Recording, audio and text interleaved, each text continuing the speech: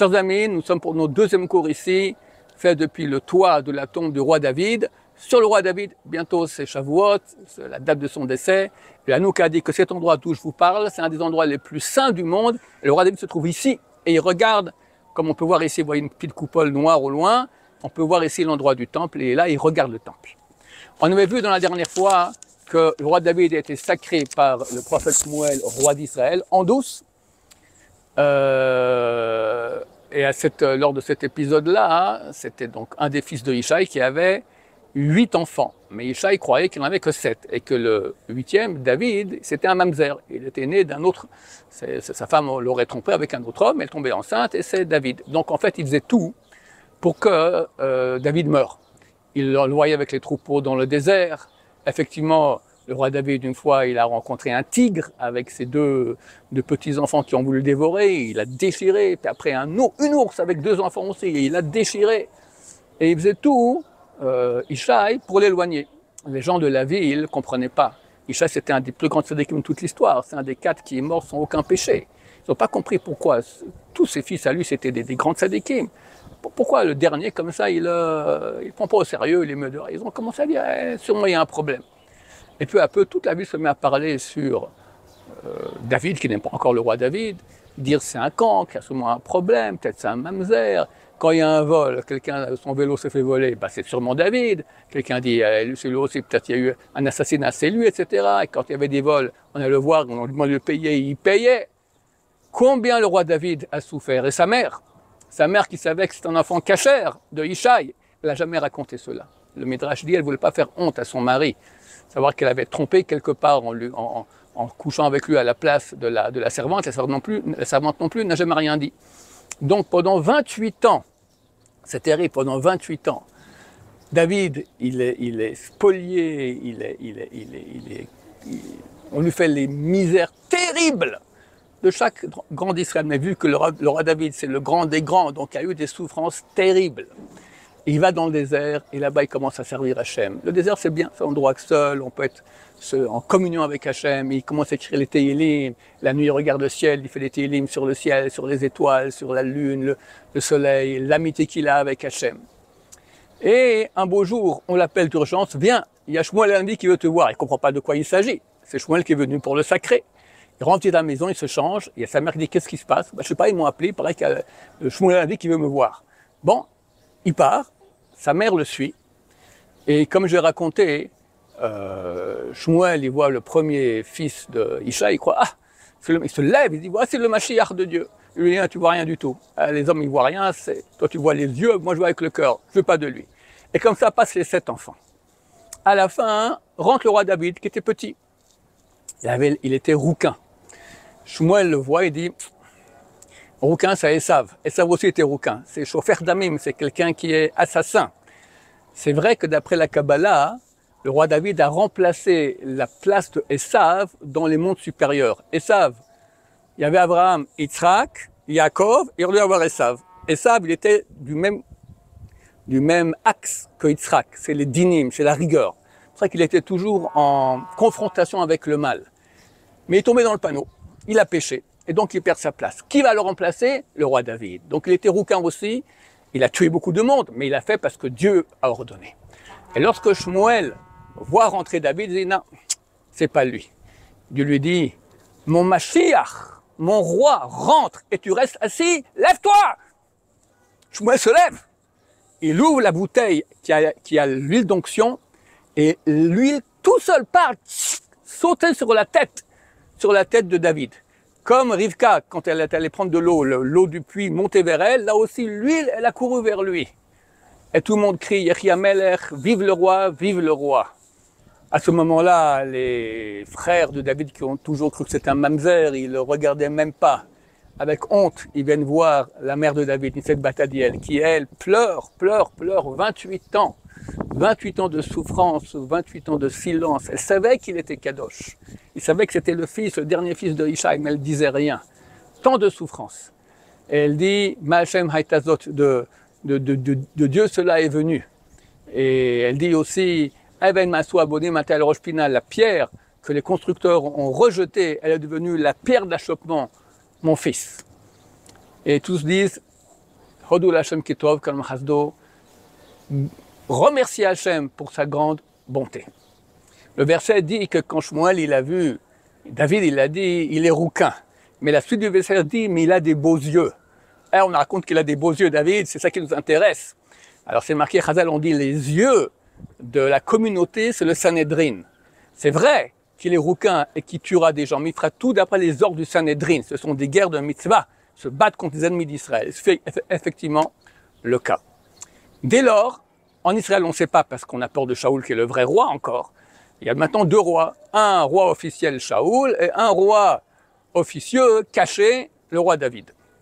Maintenant, Dieu voulait faire en sorte que le roi David devienne roi officiel. Pour ça, il faut tuer, il faut que Shaoul meure. Shmuel le prophète a prié à Dieu, je t'en prie, c'est moi qui ai sacré le roi Shaoul. Ne détruis pas mes actions pendant ma vie. Attends que je meure et après tu le tues. Après tu le fais mourir. Donc Dieu s'est dit, Shmuel, c'était un des plus grands prophètes de l'histoire, je vais écouter sa prière, je ne vais pas tuer Shaoul. Mais d'un autre côté, il faut que le roi David devienne roi. C'est marqué qu'une royauté ne touche pas une autre même d'un cheveu.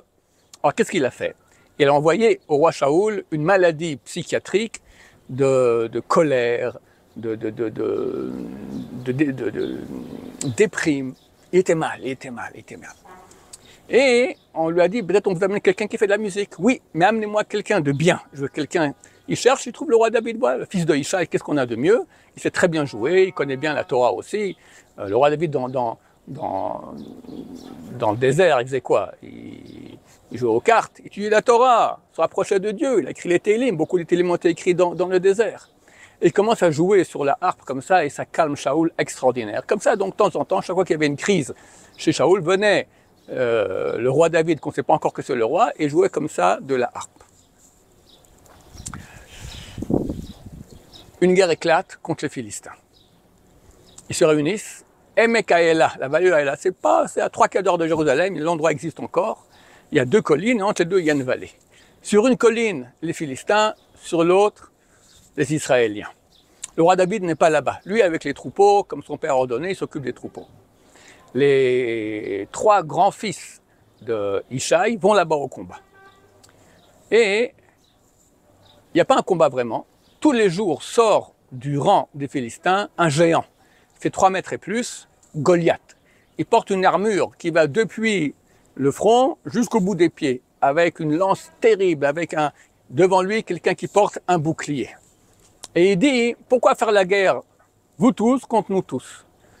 Sortez-moi un homme, choisissez un homme, et on fera un duel. Si moi je gagne, vous êtes vaincus, vous êtes nos esclaves. Si vous gagnez, nous on est vaincus, on est vos esclaves. Et comme ça, pendant 40 jours, il sort, et il va, comme on dit, bénir le Dieu d'Israël. C'est le contraire, on ne veut pas dire l'autre mot. D'accord? Il se permet de parler sur le Dieu d'Israël. Quand il dit, sortez un homme, alors les sages d'Israël ont dit, un homme, c'est qui un homme? Ish milchama. Vos dieux, ils ne vaut rien du tout. Ish, c'est un homme, l'homme de la guerre que vous me l'appelez. Lorsque Béné Israël traverse la mer Rouge, alors ils font la Shira, ils parlent de Dieu. Ish milchama, l'homme de la guerre. Amenez-le, moi je vais le vaincre. Au bout de 40 jours, Ishaï, le père de David, dit à David, va au combat et va prendre un guet pour leur femme de tes frères. À l'époque, lorsqu'un soldat partait en guerre, on a peur qu'il soit disparu. S'il est disparu, on ne sait pas s'il est vivant ou pas. Sa femme ne peut pas se remarier, c'est un gros problème. Alors qu'est-ce qu'on faisait? Le soldat, l'homme, donnait un guet à sa femme, un acte de divorce. Comme ça, en cas où elle est disparue, elle est libre.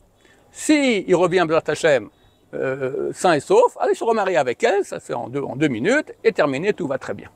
On va chercher le guet de tes frères. Il arrive là-bas. Eliav, son grand frère, le voit. Qu'est-ce que tu fais ici? Ah, tu es venu voir le combat, hein, espèce de sale curieux, au t'occuper des troupeaux. Il dit non, c'est papa qui m'a dit, venir prendre votre guet. Bon, il lui donne le guet, et tout à coup, Goliath sort des rangs des Philistins. Et il se met comme ça, blasphémer et tout ça. David dit, mais c'est quoi cette histoire-là? Et il apprend que le roi a dit, celui qui va vaincre Goliath, je lui donne ma fille, je l'enrichis, toute sa famille ne payera plus d'impôts. Bon, c'est pas ce qui l'intéresse, David. David, il veut sanctifier le nom de Dieu.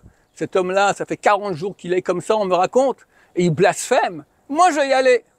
Bon, comme ça, le fil en aiguille, il arrive chez Shaoul HaMelech, qui le connaît, celui qui joue de la harpe. Il dit, mais dis-moi, t'es petit comme ça, tu sais te battre? Il dit, oui, j'étais dans le désert, tout à coup il y a une ours qui est venue avec ses deux enfants, j'ai déchiré en petits morceaux. Après il y a un tigre qui est venu, j'ai déchiré en petits morceaux.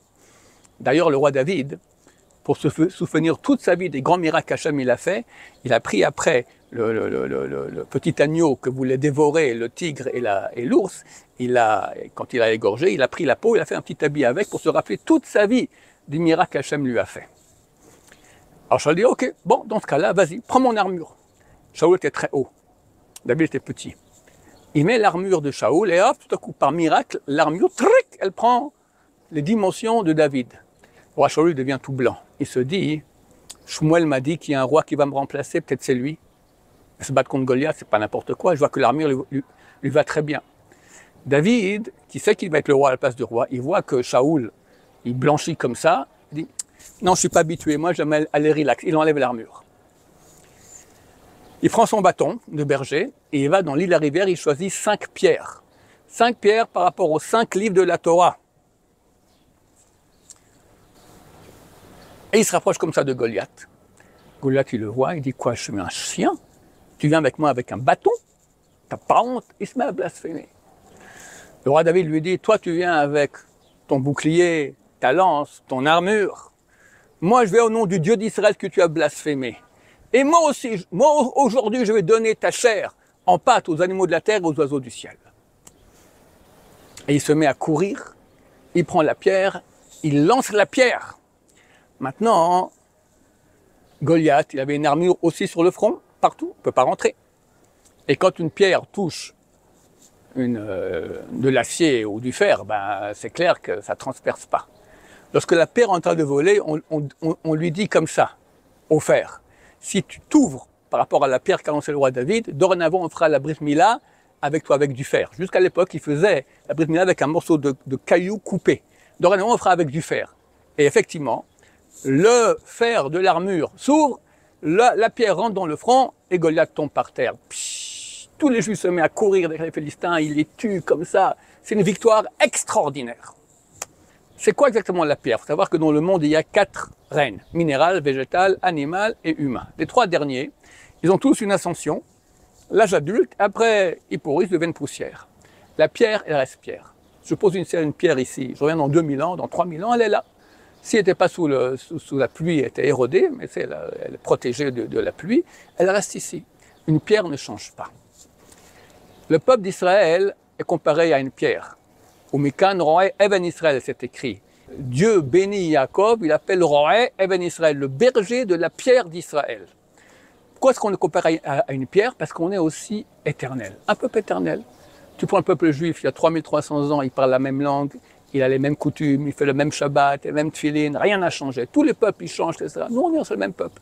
Bien que tous les peuples ont tout fait pour qu'on disparaisse, on est là, et on est là, et on restera, B'ezrat Hashem. Et là, on est à Yerushalayim, Irakodesh, avec le roi David ici à côté de nous, Baruch Hashem. Comment on fait pour être pierre? Alors, Rashi, sur ce verset-là, il dit Even, c'est une contraction de 2 mots. Av, Ben, père, fils. Parce que c'est écrit que lorsque le fils se met à parler, on lui enseigne Shema Israël. On lui enseigne Torah, Tibalon, Moshe, Racha, Kilot, Yaakov. Dieu nous a ordonné la Torah en tant qu'héritage pour Yaakov. On lui enseigne la Torah. Et quand le fils va grandir, devient père, il va enseigner à son fils aussi la Torah. La garantie de l'éternité du peuple d'Israël, c'est l'étude de Torah. Toutes les familles où il n'y avait plus de Torah, sauf les non-religieux, au bout de quelques générations, assimilés, terminés, goy. Ceux qui sont restés juifs, parce qu'ils avaient la Torah avec eux, c'est notre garantie. C'est ça la pierre qui la vanne Goliath. Toi, tu viens avec l'arme physique. Moi, je viens au nom du Dieu que tu as blasphémé. Et son agent ici sur terre, divin, c'est la Torah, la pierre. Et la pierre, elle a vaincu le fer de l'armure de Goliath. Il y a un verset qu'a écrit le roi David dans les Télim. Lo ramoinai, lo gavalibi, mes yeux ne sont pas levés, mon cœur n'a pas été orgueilleux. À 2 fois il a dit ça. Une fois lorsque Shmuel, le prophète, l'a sacré roi d'Israël, bon, alors il peut sortir déjà gonflé, je suis le roi d'Israël, hein, vous voyez les copains, vous êtes moqués de moi, regardez qui je suis. Rien. Il dit, je suis resté le même, humble, je baisse les yeux. Et après la victoire aussi de Goliath, là aussi tout le monde, l'adulte, a gagné le combat contre ce géant extraordinaire. Il dit, Laura Moïna, mais ils ne sont pas levés, mon corps n'est pas monté. Comment ça se fait? Alors il y a un autre verset dans le même Télim, il dit Kegamul aleimo, comme un nourrisson dans les mains de sa mère. Une mère part avec un nourrisson. Ici, Tel Aviv, l'aéroport Ben Gurion, pour Paris, comment on appelle l'aéroport là-bas à Paris? Charles de Gaulle. Ok, on appelle au téléphone, où tu es? Ben, je suis encore dans le hall de Ben Gurion. On appelle plus tard, là je suis dans les escaliers qui rentrent dans l'avion. Après 10 minutes, l'avion commence à rouler, on va décoller. Là, je suis au-dessus de la Grèce, là, je suis au-dessus de Rome, là, je suis au-dessus de Paris, et là, j'atterris et j'arrive à l'aéroport. Chaque fois, il est quelque part d'autre.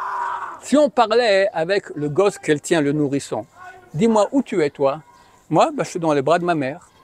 Et quand elle monte dans l'avion, t'es où? Je suis dans les bras de ma mère. Au-dessus de la Grèce, ben, je suis dans les bras de ma mère. Quand on atterrit à Charles de Gaulle, je suis dans les bras de ma mère.